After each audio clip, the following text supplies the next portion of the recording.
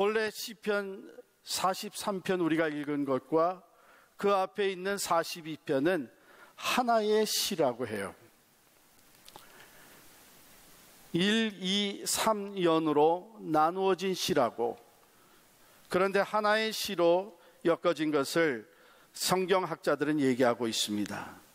그것을 가장 스트롱하게 뒷받침해 주는 것이 바로 5절에 나와 있는 42장 5절에 나와 있는 내용입니다. 내 영혼아, 내가 어찌하여 낙심하며 어찌하여 내 속에서 불안해하는가?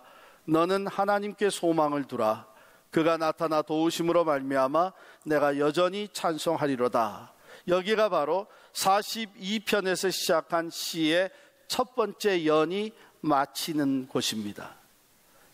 그런데 6절부터 시작한 두 번째 연이 또한 11절에서 같은 내용으로 마무리되고 있습니다. 내 영혼아, 내가 어찌하여 낙심하며 어찌하여 내 속에서 불안해하는가? 너는 하나님께 소망을 두라. 나는 그가 나타나 도우심으로 말미암아 내 하나님을 여전히 찬송하리로다. 그래서 두 번째 연이 끝나고 43편은 바로 같은 시의 세 번째 연인데 43편 또한 제일 마지막 5절에 가게 되면 같은 내용으로 끝을 맺습니다. 우리 43편 5절을 같이 읽겠습니다. 내 영혼아, 내가 어찌하여 낙심하며 어찌하여 내 속에서 불안해하는가? 너는 하나님께 소망을 두라. 그가 나타나 도우심으로 말미암아 내 하나님을 여전히 찬송하리로다. 그렇습니다. 그렇다면 이 시인은 도대체 무슨 일로 실망을 하며 왜 고통하며 슬퍼하고 있었겠는가? 43편 1절에 보면 이런 내용이 기록되어 있죠. 하나님이여, 나를 판단하시되 경건하지 아니한 나라에 대하여 내 송사를 변호하시며 간사하고 불의한 자에게서 나를 건지소서. 시인은 나름대로 정직하게 경건하게 하나님의 말씀대로 진리를 따라 의로운 삶을 살려고 노력했던 사람인 것 같습니다. 그런데 경건하지 않은 사람들, 즉 거짓과 불의를 행하는 사람들, 하나님을 믿지 않는 사람들, 그래서 자기의 목적을 달성하기 위해서는 간사하고 불의한 자들, 수단 방법을 가리지 않는 사람들이란 얘기죠. 그런 사람들로 인해서 억울한 일을 당하고 억압을 받고 피해를 입고 쫓겨다니고 하는 그런 상황에 놓여 있었던 것이죠. 오늘날도 마찬가지 아닙니까? 정직하고 진실되게 바르게 살려고 하는 사람들이 어려움을 겪고 정말 신앙인답게 살려고 하는 사람들이 세상에서 손해를 보며 오해를 받고 또한 억압을 받는 일들이 적지 않게 일어나고 있습니다. 그런데 시인은 그것 때문에만 실망하고 고통스러워하는 것은 아닙니다. 한 걸음 더 나아가서 분명히 하나님이 살아계신데 왜 하나님이 가만히 계시는가? 왜 하나님이 응답하시지 않는가? 이런 상황 속에서 시인이 하나님을 믿는 사람으로서 가장 고통스러웠던 것은 다름이 아니라 하나님을 신뢰하지 아니하고 하나님의 말씀대로 경건하게 살지 않는 사람들이 오히려 비난하면서 하는 말이 무엇인가 하면 내 하나님이 어디 있느냐? 내가 믿는, 내가 예배하는 그 하나님이 어디 있느냐? 너같이 바보스럽게 세상을 살아가는 사람, 너같이 경건하고 진실하게 살고자 하는 사람, 하나님이 계시다면 하나님이 벌써 너를 도와주시지 않았겠느냐? 이런 내용이 몇 군데 나옵니다. 가령 42편 3절을 보면요, 사람들이 종일 내게 하는 말이 내 하나님이 어디 있느냐 하오니 내 눈물이 주야로 내 음식이 되었도다. 내려가서 9절에 보면 내 반석이신 하나님께 말하기를 어찌하여 나를 잊으셨나이까? 내가 어찌하여 원수의 압제로 말미암아 슬프게 다니나이까 하리로다. 10절입니다. 내 뼈를 찌르는 칼같이 내 대적이 나를 비방하여 늘 내게 말하기를 네 하나님이 어디 있느냐 하도다. 오늘 본문에도 2절에 보면은 주는 나의 힘이 되신 하나님이시거늘 어찌하여 나를 버리셨나이까? 내가 어찌하여 원수의 억압으로 말미암아 슬프게 다니나이까?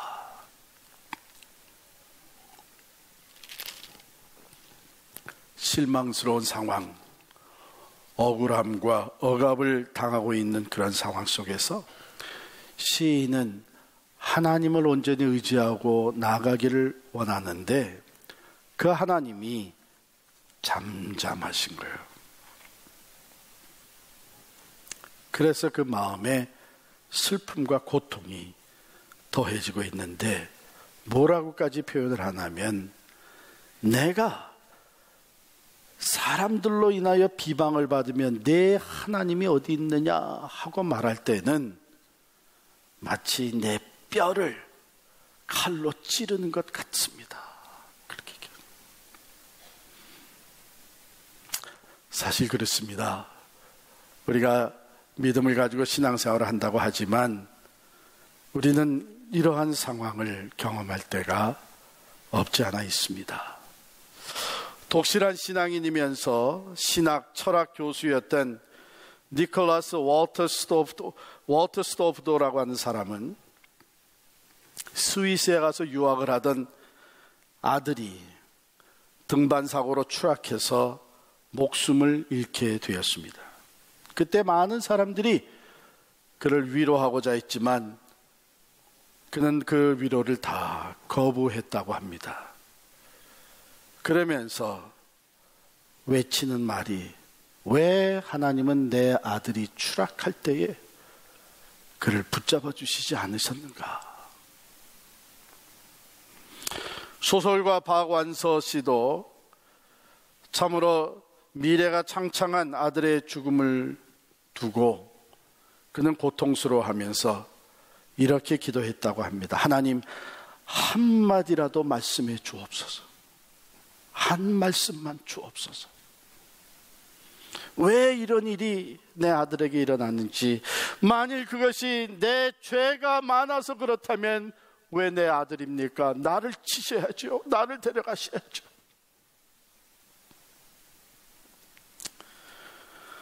그렇습니다. 우리는 우리의 기대대로 되지 않을 때 실망을 하고 세상을 등지고 사람을 등지고 때로는 하나님께마저 등을 돌리고 삶을 포기하는 사람들이 있습니다.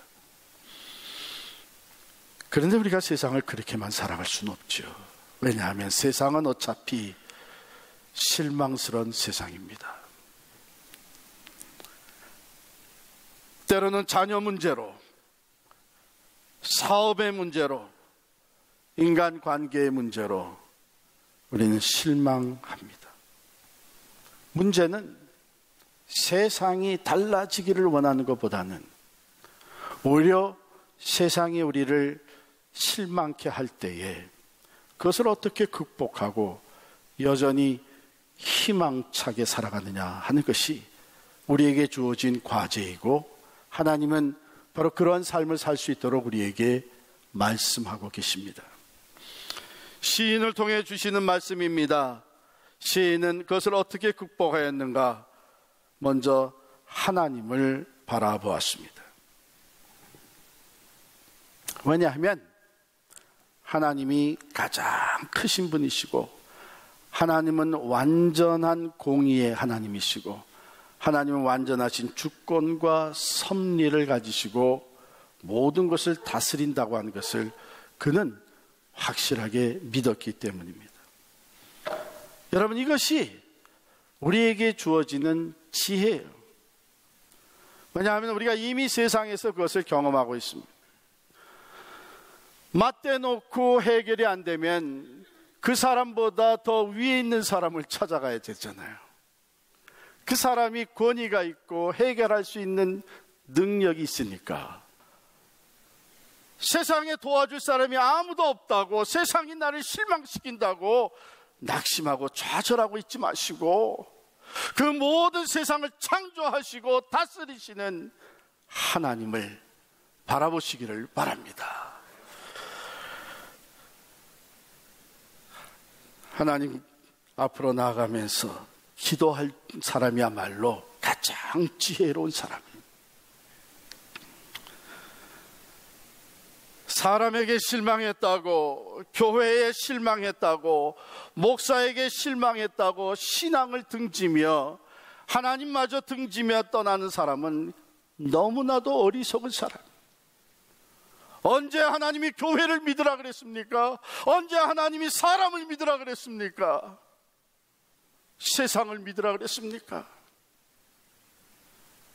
나를 믿으라고 그랬죠. 하나님. 그렇기 때문에 여러분, 우리의 삶에 실망스러운 일이 찾아올 때, 그때는 말이죠, 오히려 우리 신앙의 본질을 회복하게 되는 계기가 되는 줄 믿습니다. 저희 어머님이 80년 평생을 사시고 하나님의 부르심을 받아 가셨는데, 사시는 동안 우리에게 일러주신 참 귀한 유산과 같은 말씀들이 있는데, 그 중에 하나가 뭐냐면, 사람은 사랑할 대상이지 의지할 대상은 아니다 그랬어요. 살아보니까 그게 진리예요. 사람은 우리가 사랑할 대상이지 의지할 대상은 아니에요.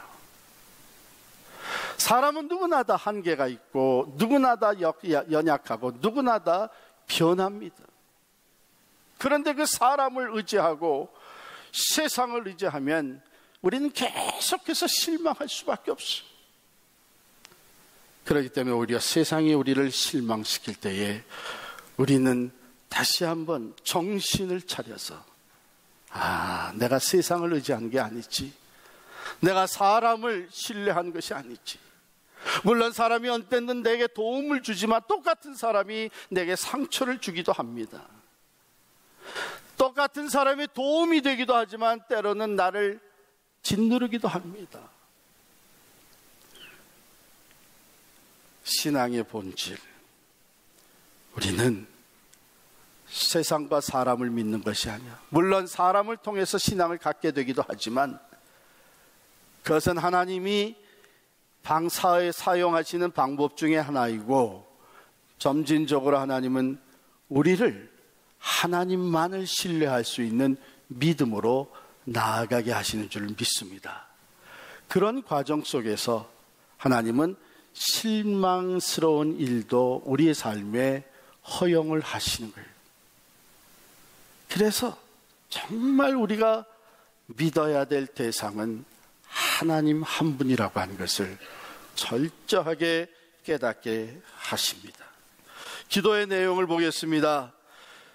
3절에 보면 주의 빛과 주의 진리를 보내시어 나를 인도하시고 주의 거룩한 산과 주께서 계시는 곳에 이르게 하소서. 주의 빛과 주의 진리를 보내시어 나를 인도하시고, 이게 무슨 말이에요? 실망을 당한 이 시인이 이제 내가 하나님만을 바라보며 하나님의 인도하심을 따라가겠습니다 하는 기도예요. 주의 빛, 어둠을 밝히는 그 빛, 불의한 가운데 공의를 세우시는 그 빛, 우리의 나아갈 길을 밝히 비춰주시는 그 빛, 내가 그 빛을 사모합니다. 실망과 두려움과 낙심된 이 상황 상태에서 내 갈 길을 비춰주시고 주의 진리를 보내시어 나를 인도하옵소서. 이제는 내가 사람의 말을 신뢰하고 사람의 약속을 의지하고 사는 것이 아니라 오직 하나님의 말씀, 진리의 말씀을 따라 살겠사오니 그 빛을 내게 비추시고 그 말씀으로 나를 인도해 주옵소서. 주의 말씀이 내 발에 등불이 됩니다. 그런 고백이에요. 그렇게 할 때에 내가 주님 계시는 그곳에 이르러, 주님 예배할 수 있는 그 성전에 이르러 하나님의 임재가 나타나는 그 제단 앞에 나아가서 큰 기쁨으로 하나님께 찬양하며 예배할 것입니다. 이런 기도를 드린 거예요. 여러분 보세요. 내 이 원한을 풀어주십시오. 내 원수를 갚아주십시오. 내가 원하는 대로 이루어 주십시오.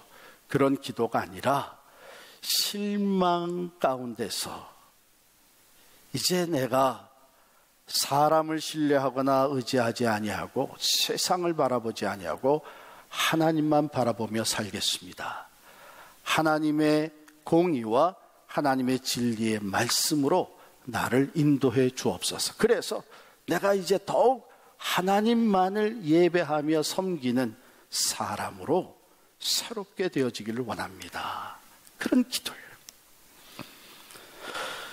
그러면서 시인은 자기 자신에게, 실망하고 있는 자기 자신에게 명령하듯이 얘기합니다. 내 영혼아, 내가 어찌하여 낙심하며 어찌하여 내 속에서 불안해하는가.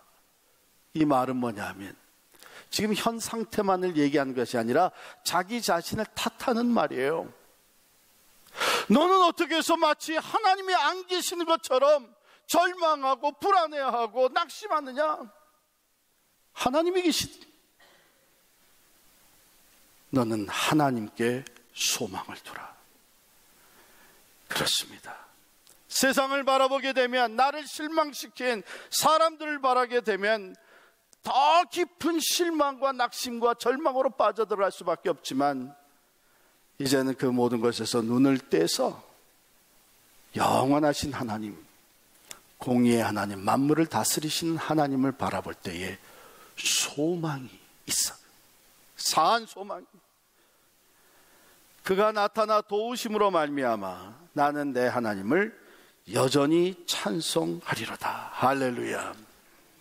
하나님은 반드시 하나님의 때에 나를 도우실 것이고, 나는 그 소망 가운데 지금도, 세상이 나를 실망시키는 지금도 나는 그 하나님을 바라보며 변함없이 하나님을 찬양할 것이다.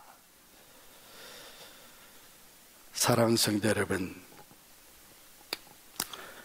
실망을 허락하신 이유가 있지 않겠습니까? 하나님은 우리를 사랑하셔서 독생자 예수까지도 내어주시고 우리를 구원해 주신 분이신데, 독생자를 희생의 제물로 삼아 가시면서 우리의 죄를 다 씻어주시고 우리를 구원해 주신 분이신데, 그 하나님이 이유 없이 우리의 삶에 고난과 실망과 시련을 가져다 주시겠습니까? 그래서 시편 기자는 세상이 자기를 실망시키는 상황 속에서 하나님에 대한 변함없는 믿음의 고백을 가지고 하나님께 기도하며 찬양할 수 있었던 것입니다. 소망으로 나아가게 된 것입니다. 바울과 실라가 바로 이런 믿음을 가지고 있었습니다.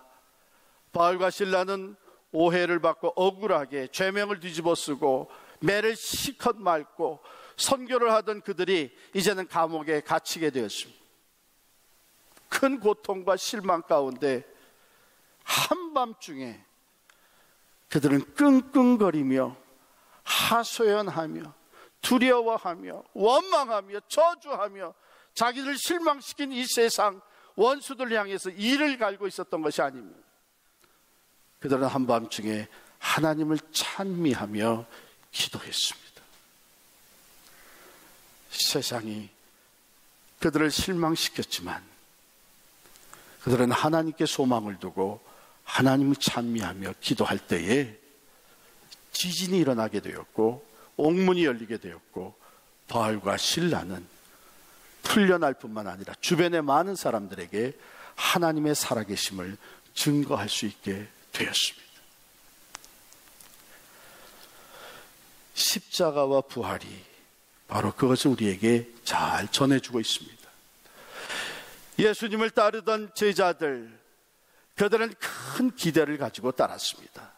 예수님으로 인하여 자기들의 소원이었던 다윗 왕국, 이 땅에 강대국을 이루었던 다윗 왕국이 재건되리라고 하는 소망을 가지고, 기대를 가지고 따랐습니다. 그런데 예수님이 십자가에서 맥없이 달려 돌아가셨습니다. 그들의 꿈은 산산조각이 나고 다 흩어졌습니다.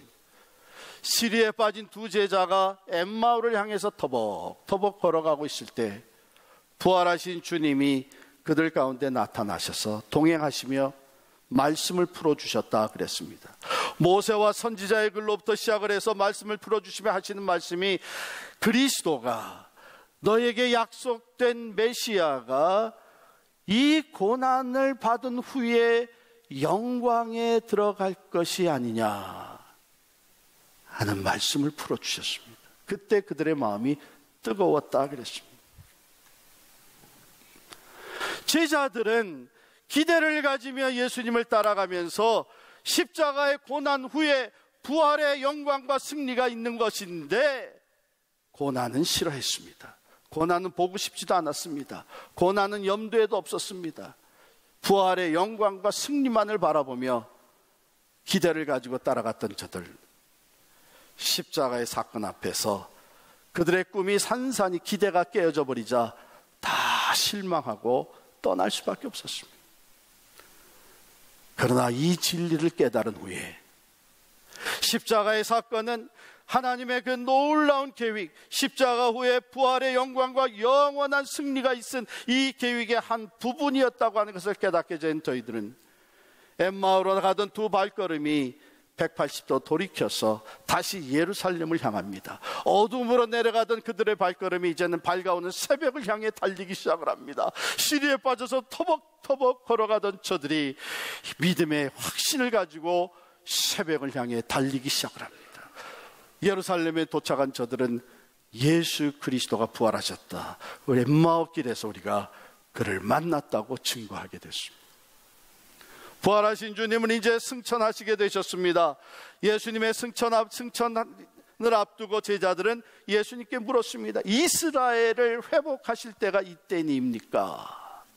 이제는 십자가도 있고 부활의 사건도 있고, 이제는 그렇다면 이 물질적인 나라 다윗 왕국을 회복하실 때가 이때입니까? 그때 주님 말씀하셨어요. 때와 기한은 아버지의 권한에 있으니 너희가 알 바 아니오. 오직 성령이 너희에게 임하시면 너희가 권능을 받고 예루살렘과 온 유대와 사마리아와 땅끝까지 이르러 내 증인이 되리라. 주님께서는 그들이 실망할 수밖에 없는 얘기를 했습니다. 그러나 그들은 하나님 안에, 주님 안에 감추어진 새로운 비전을 보게 된 것이죠. 이스라엘뿐만 아니라 온 인류를 회복시키시는 하나님의 엄청난 원대하신 계획이 있는 것을 깨닫게 되었습니다.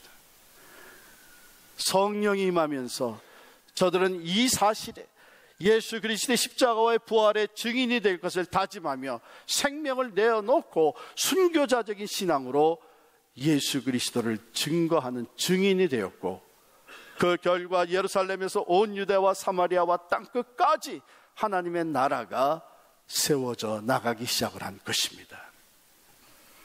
사랑하는 성도 여러분, 세상이 우리를 실망시킬 때에 하나님을 바라보시기를 바랍니다. 하나님이 침묵하신 것 같아서 고통과 슬픔이 찾아올 때에 하나님의 신실하심을 의지하시기를 바랍니다. 세상은 우리를 실망시키지만 하나님은 절대로 하나님의 사람들을 실망시키지 않으십니다. 단지 우리의 기대가 잘못될 수 있는 것입니다. 하나님의 때에 하나님은 반드시 하나님의 말씀대로 이루시는 분이신 줄을 믿습니다.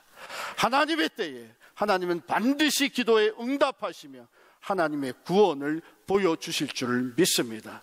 하나님의 때에 하나님은 모든 불의와 부정 거짓을 다 물리치시고 하나님의 공의를 밝히 나타내 보여주시며 하나님의 승리를 선포해 주실 줄을 믿습니다.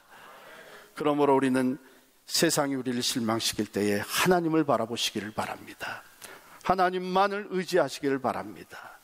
하나님이 깨닫게 해주신 대로 나의 기대가 잘못된 것을 깨닫게 될 때에 하나님 앞에 겸손히 고백하며 하나님의 뜻, 하나님의 말씀에 나의 기대를 맞추고 나갈 수 있기를 바랍니다.